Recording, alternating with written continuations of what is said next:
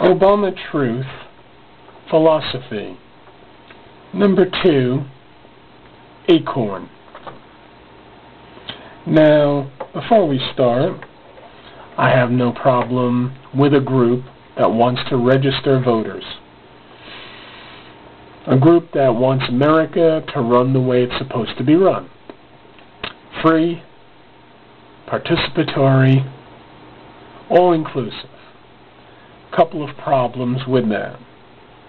You have to make sure when you run an organization that it's run properly. This year, 2008, is not the first year that ACORN has had these problems, so we can't give them that. Secondly, it won't do to say that the people that they hire are different every year, therefore they have to be given a break every year. After all, the management has likely been there for quite a time, moving up the ranks, or perhaps they were appointed. They're still there. Then there's the issue of government funding. If ACORN did endorse Barack Obama at the Democratic National Convention, saying, we, and I'm just quoting, we gonna have Obama for president. The people who work for ACORN, many times, if they're trying to sign people, they're stumping at the same time. If you ask them, are you voting for Obama? They've said on camera, yes I am. If you say, should I vote for Obama? They'll say, yes you should. I don't know how many people are for McCain or have said vote for McCain. I only know what I've seen on the film. One of the main points I want to make is that ACORN should have its federal funding taken away. Any group, nonprofit, federally funded, is not allowed to endorse one candidate or another.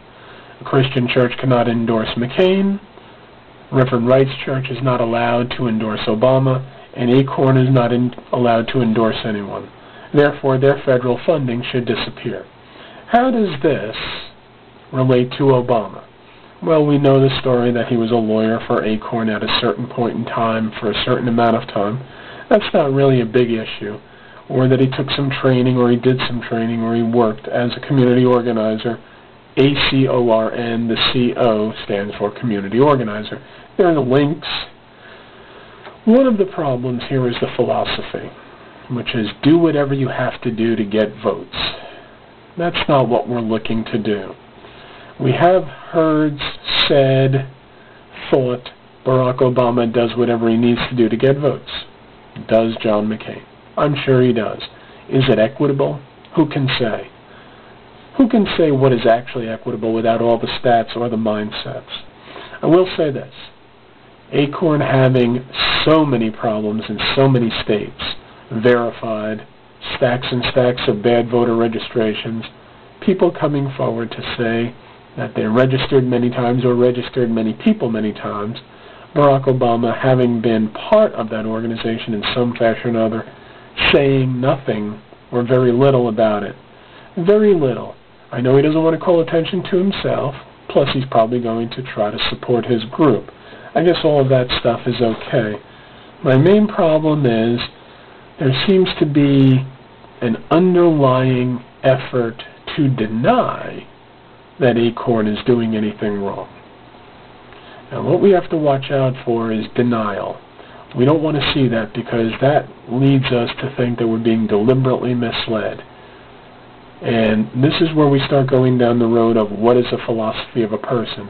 When they deliberately mislead you when there are other facts, we tend to think that that person is living in an alternate reality to the capitalist, free, conservative, religious sort of atmosphere that we're used to. Now, that's not to say that liberals cannot be capitalist, religious, free, and orderly, and the last word that I said that I can't remember. But it does mean that whoever blocks or denies the facts is not for those things. But let's just say it for what it is. They're for a more communist or fascist way of living. The question is Barack Obama thinking that way, or is he sort of caught in the middle, doesn't know whether to defend ACORN or to at least agree that the facts are the facts.